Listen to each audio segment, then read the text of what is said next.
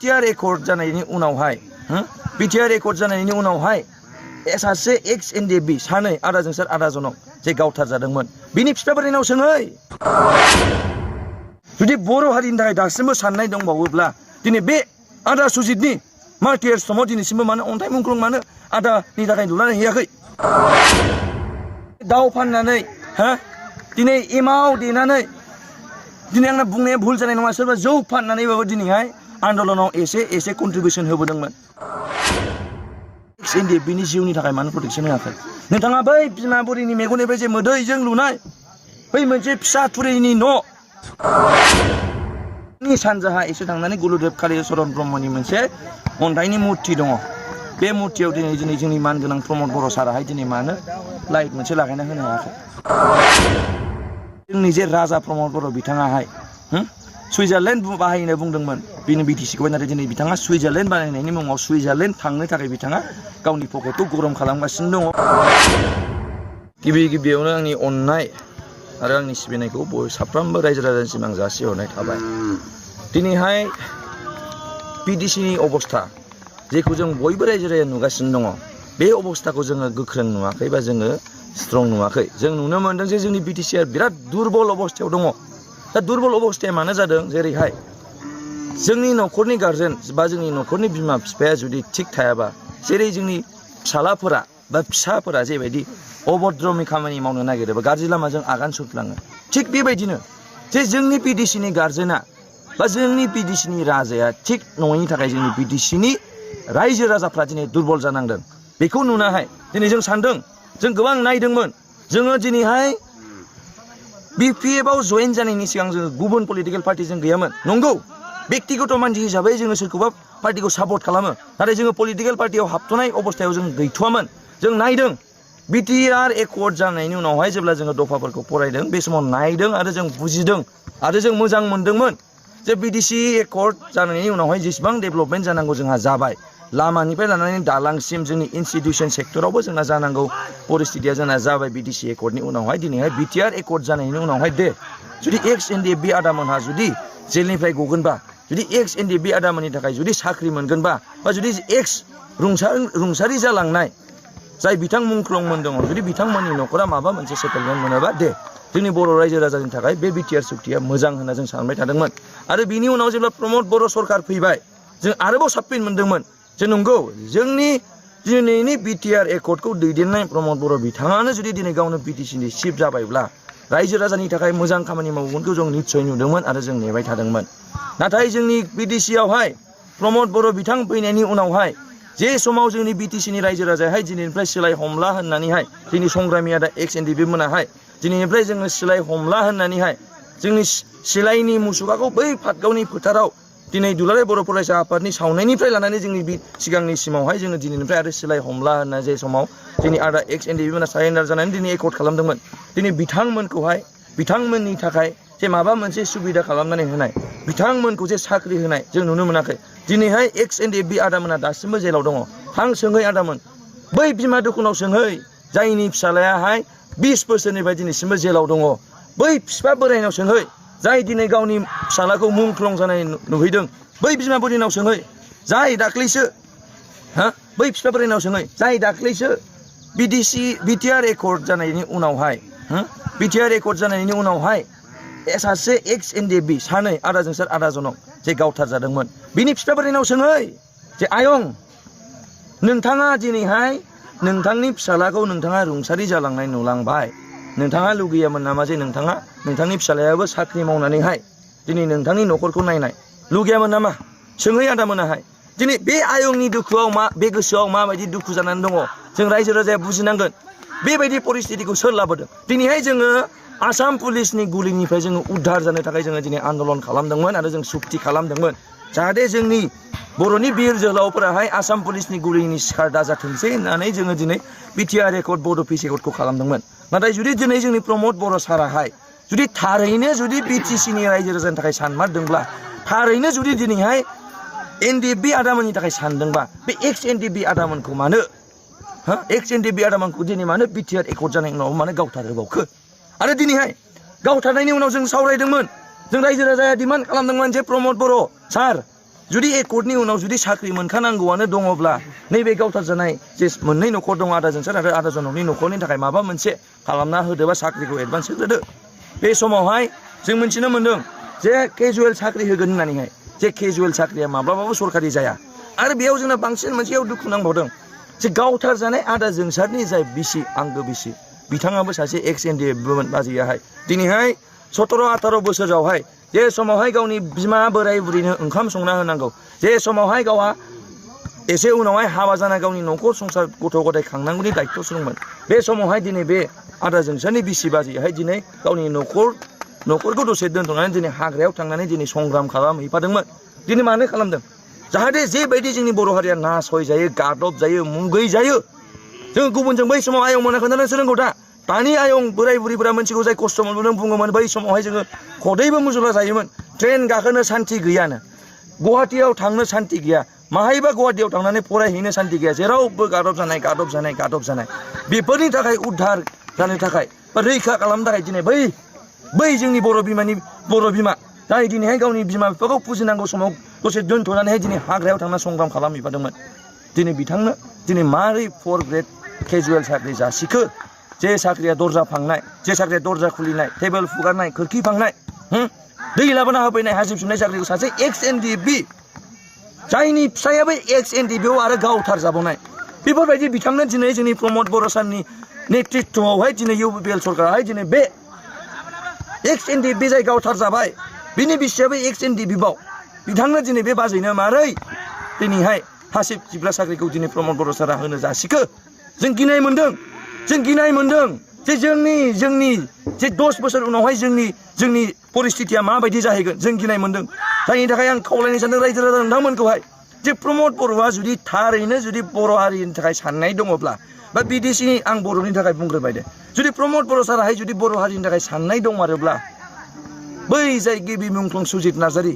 आंनि गामि बाथिपारायाव दङ आदा सुजित नार्जारि मार्टियार सुजित नार्जारिनि जे मार्टियार समावहाय दिनैसिमबो मानो आदा सुजितनि गांसे फट'खौनो दिनै आदा सुजितनि मार्टियार देयाव खुलिबाय थायो दिनैसिमबो मानो जे 1,50,000 बा 1.5 लाखजों जानाय मोनसे अन्थाइनि मुसुखा आदा सुजितनि मोखांखौ दिनैसिमबो मानो दानानै हैयाखै थां आदा मोना नाय बै बाथिपारा गामिनि लामा सेरावहाय मोनसे फाख्रि गिदिर दंफां दङ बिनि खाथियावहाय आदा मार्टियार सुजित नार्जारिनि मोनसे मुंख्लं खाम्फा दङ बेयावहाय दिनै गावनो आन्दलनकारि जाय दिनैहाय आदा सुजितआ बड'लेण्ड मुभमेन्टनि गिबि मुंख्लं मार्टियार सुजित नार्जारि जाय दिनैहाय बड'लेण्ड आन्दलन खालामनायाव गिबि मुंख्लं जादोंमोन दिनैहाय बे प्रमद बर' सारा एथ'ग्राब आन्दलनकारि मानसिया दिनै बर' हारिनि थाखाय इसेबां सानग्रा मानसियाहाय जुदि बर' हारिनि थाखाय दासिमबो साननाय दंबावोब्ला दिनै बे आदा सुजितनि मार्टियार समाव दिनैसिमबो मानो अन्थाइ मुंख्लं मानो आदानि थाखाय लुनानै हैयाखै दा बेफोरखौ नुनानैहाय जों लाइमोनफ्रा गिनाय फैदों आरो जोंनि रायजो राजाबो गिनाय फैदों जे प्रमद बर' सारा बै समावहाय इसेबां गिदिर बाथ्रा बुंबाय दिनै हाग्रामा सारा मोनसे खोथा बुङोमोन प्रमद बर'आहाय बिडिसिनि चिफ जानो थाखायसो आन्दलन खालामदों बे समाव जों हाग्रामा सारखौ रागा जोङोमोन ओइ हाग्रामा सार नोंथाङा पलिटिक्सनि मानि पलिटिक्स खालामबाय था जोंनि आन्दलनकारि बिथांमोनखौ नोंथाङा जेबो दाबुं नोंथाङा पलिटिक्सनि मानसि जों आन्दलन खालामनांगौ जों आन्दलन खालामगोन बे समाव रोजा लाख जोंनि बर' रायजो राजायाहाय दिनै राजा लामा जथेहैदोंमोन रेल साइथिं जथेहैदोंमोन दिल्लीयाव थांनो थाखाय एसे एनै फैसा खांनानै हरदोंमोन हराखै होनबा दा हरदोंमोन दिनै दाउ फाननानै दिनै एमाव देनानै दिनै आंना बुंनाया भुल जानाय नङा सोरबा जौ फाननानैबाबो दिनैहाय आन्दलनाव एसे कन्ट्रिबिउसन होबोदोंमोन दिनै बे आन्दलनकारि बिथांमोननि थाखाय दिनै जोंनि प्रमद बर'आ मा खालामदों बिटिआर एकर्डनि उनावहाय जे बिदेशि सरकार आमार UPPL सरकाराहाय परिबर्तन नाम लानानै दिनै बिटिसिआव गभर्नमेन्ट दाबाय नाथाय नोंथांमोननि परिबर्तना बे दाउ फिसिनाय अमा फिसिनाय बोरमा फिसिनायानो नामा नोंथांमोननि परिबर्तनाहाय दाख्लै गोबां रायजो राजाया बुंदों जे थार बाथ्राखौ बुंनो थाङोबा बिटिआर एकर्डआहाय दाउ फिसिनायनिसो एकर्ड बिटिआर एकर्डआहाय अमा फिसिनायनिसो एकर्ड बिटिआर एकर्डआहाय दिनै ना फिसिनायनिसो एकर्ड रायजो राजाया बुंदों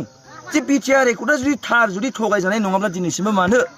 फंसेबो खुन्थिया गायसनजायाखै दासिमबो बुङो प्रमद बर' सारा दाहाय बुंहरगोन बियो सोरबा सोंबा बुंगोन जोंनाथ' हाब्बायना गामिया बिडिसिनि बायह्रानि गामिया हाब्बाय आरो 42 जाल' गामिया हाबनांगौ गामिया दिनै 5,000निफ्रायबो बांसिन गामिमोन नङा होमबा दा दिनै 5,000निफ्राय बिथाङा मारै 41 गामि दिनै सोसनखो बेनो नामा जोंनि प्रमद बर' सारनि UPPL सरकाराहाय जे परिबर्तननि नाम लानानै जोंनि सरकार सालायदोंमोन आदामोना नाय जे जोंनि PDC आवहाय मोनसे परिबेस फैदोंमोन बैसाग मास समावहाय जे ब्रिडिं सिजन नाया जेब्ला उदैयाव दावदै दं बे समावहाय नाखौ हमबा जुरिमाना होनांगौ हयथ' जेलाव थांनांगौ नङाबा 10,000 थाखा होनांगौ जों रायजो राजाया बयबो खोनाजोबदों बे जों मानिबाय नोंथांमोना नोंथां प्रमद बर' सार नोंथाङा जुदि नानि जिउनि थाखाय जुदि इसिबां सानदोंबा नानि जिउनि निरापत्तानि थाखाय बा रैखाथिनि थाखाय जुदि इसिबां DC खौनो सिन्थाय EM खौनो सिन्थाय बिथाङा बावहाय लागायना होदों जे नाखौ रावबो दा हमथों होननानै दा नोंथाङा जुदि नानि थाखाय इसिबां प्रटेक्सन होनो हाबायबा नोंथाङा बै आदा XNDF नि जिउनि थाखाय मानो प्रटेक्सन होआखै नोंथाङा बै बिमा बुरिनि मेगननिफ्राय जे मोदैजों लुनाय बै मोनसे फिसा थुरिनि न'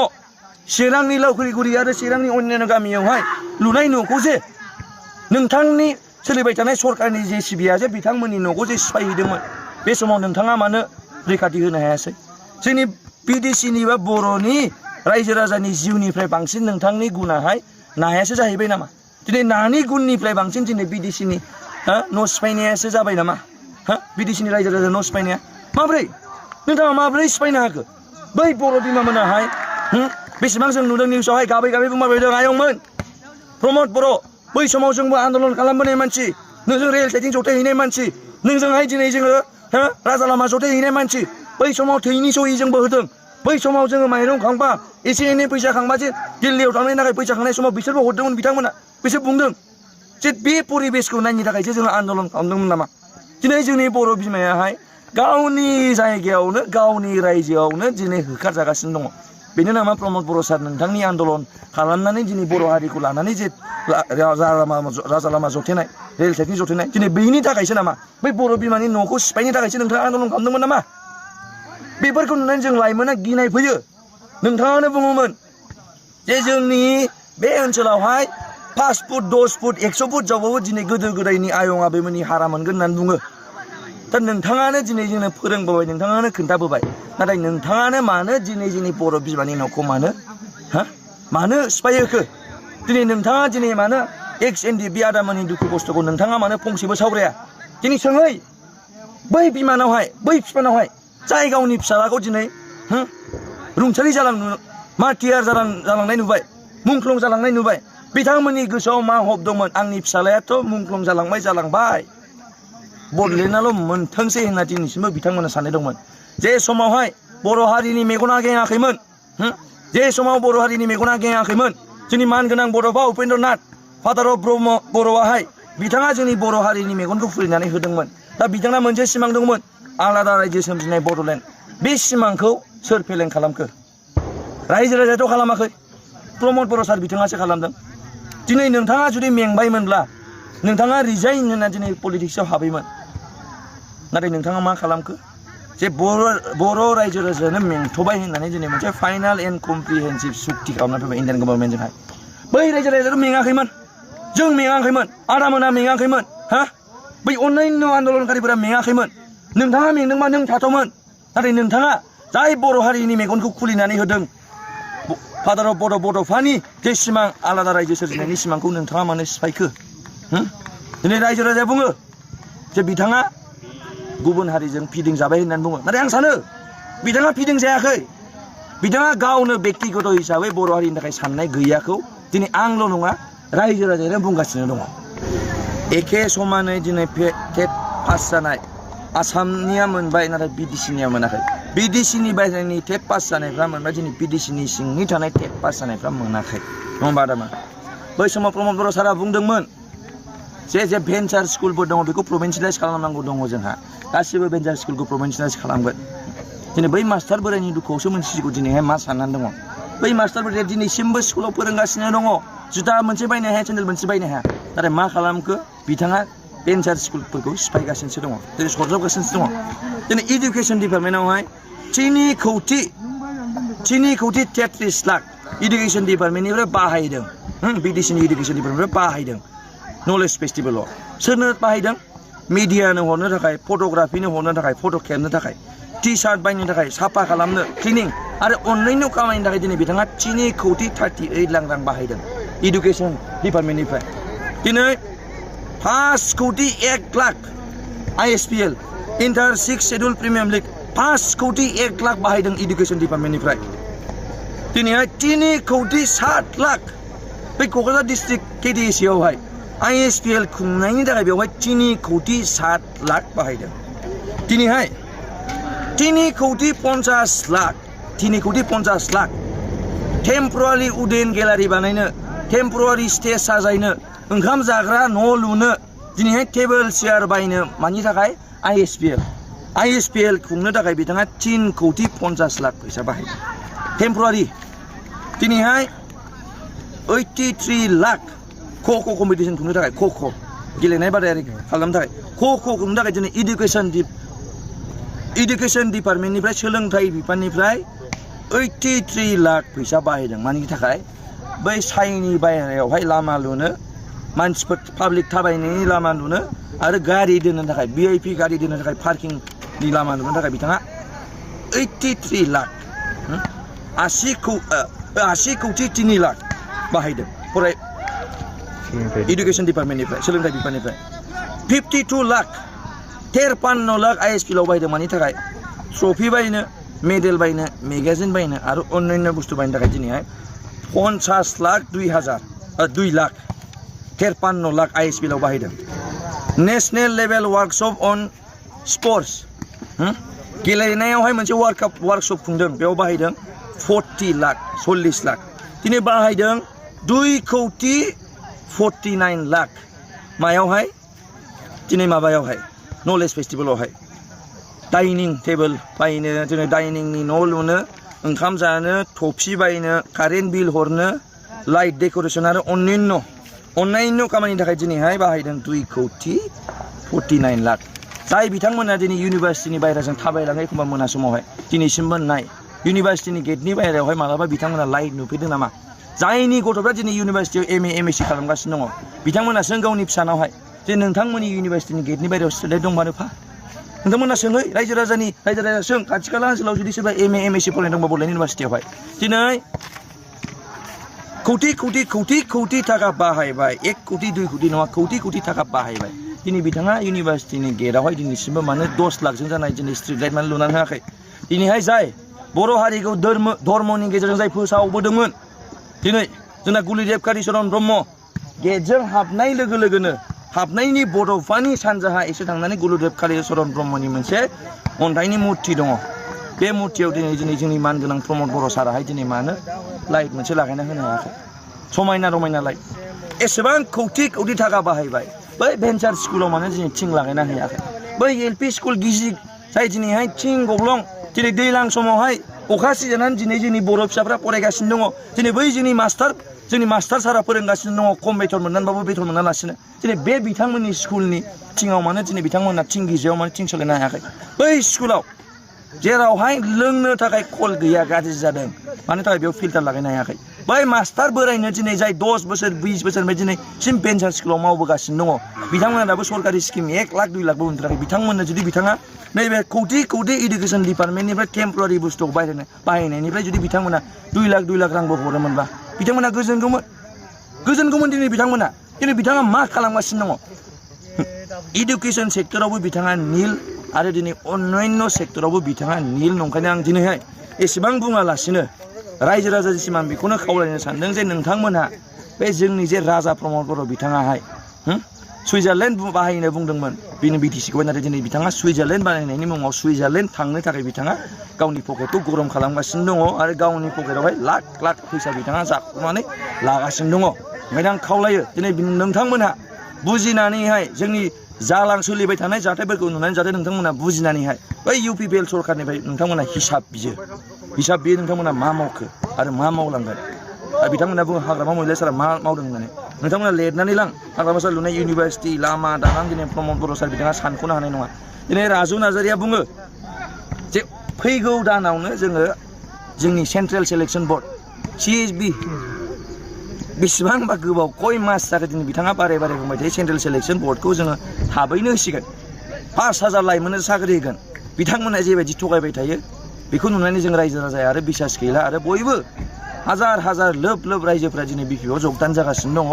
आरोबाव फैबाय थानाय दिनाव जगदान जाबाय थागोन आरो फैगौ एमपि इलेक्सनावहाय एमएलए इलेक्सनावबो आरो जोंनि एमसिएलए इलेक्सनावबो जोंनि हाग्रामा सारनि दैदेननाय बिपिएफ पार्टिया जै जगथ' जागोनखौ जोंनि रायजो राजायानो आशीर्बाद होगासिनो दङ। गोजोनथोंसै।